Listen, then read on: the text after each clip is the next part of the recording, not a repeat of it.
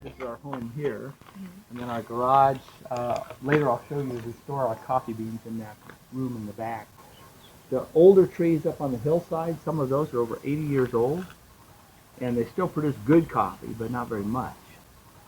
So about 3 years ago we ripped out the old coffee here and then planted new coffee trees. Those were planted 16 months ago. And so they'll start producing probably in another 8 or 9 months, some coffee. And then a year after that, they'll be up closer to full production. How big were they when you planted them? The ones on the bench here, so it's another business I do. I sell coffee seedlings to other farmers, a nursery operation. So we grow coffee, we sell coffee, make a little bit of money, but I make my living selling trees. A nursery operation. So are these guys clones, or do you seed them, or how does that work? We seed them. Yeah.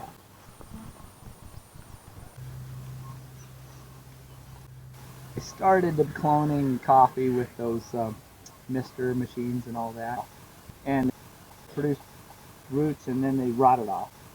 Tried it twice and it just didn't work, and we have such good success with the seeds that it's not worth doing the cloning. So on these, see that's full of water, because we got the trees in the small cells, and when the trees get larger like this, there's quite a demand for water. So this morning I filled up this table, let it set all day, and then I just hooked up the hose here and put it in here and let it drain into here. And then tomorrow morning I'll hook up the hose here and drain it into the next table. Yeah, so utilize the same water. So we get them up about this size and they're ready to plant in the field. And within that cell, there's the root system there.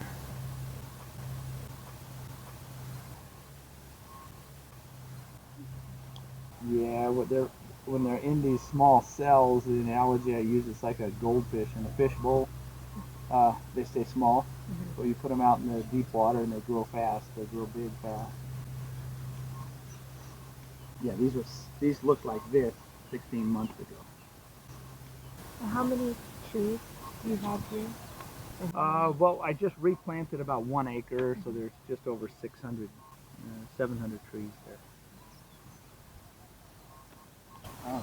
We're finished with the harvest. This time of year, there's hardly any coffee left. But we have some trees that still have some of the coffee cherry on them. The coffee is a fruit, but generally we discard the fruit and consume the pit or the seeds. There are people that use the skins for health supplements. It's real high in antioxidants. So see the red cherry here? We get these beautiful red cherries. So they're picked by hand when they turn red like this. And within the cherry, it's a fruit, there are 2 beans inside the fruit. I know, I recognize that. Yeah, here. Now you can suck on those and it's sweet. It's a fruit. There's don't chew them, but just put them in your mouth and suck on them. Here.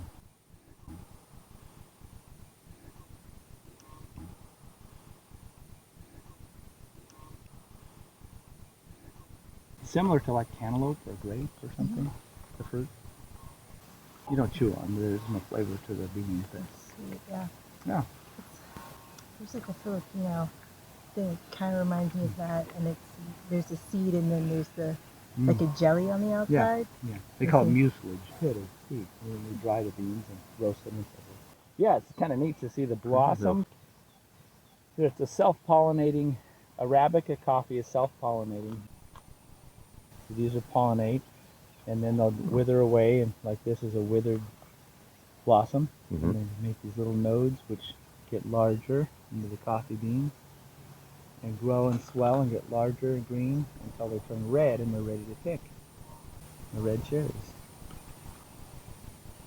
But yeah, we fertilize about 4 to 6 times a year. Yeah, a lot of the other farmers are once or twice a year, and you wonder why their production's so dismal. If you fertilize aggressively, you can get higher yields and better quality. Yeah, you can see the bees foraging around there. Do they get much taller than this? They can, but we prune them. See, last week I pruned these trees and cut off the larger ones. This one probably should have got cut too. It's pretty large, but see how tall it is?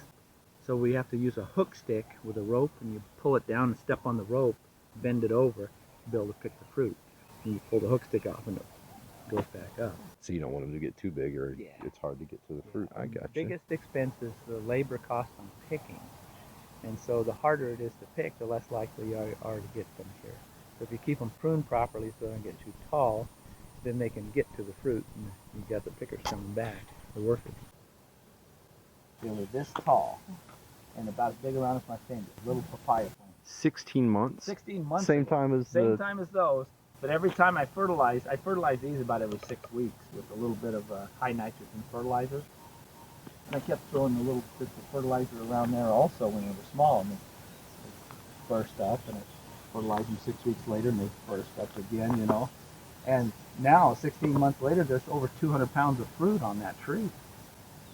Yeah, I was just picking some earlier. They're down on the porch over there. Do they get ripe in like phases as it grows up? They just keep ripening up and up and up. But they're so much better when they're ripe off the tree. Because the ones you get in the mainland, they're usually picked green and to get to market, and then they ripen not quite ripe. My parents, they grow everything they touch works.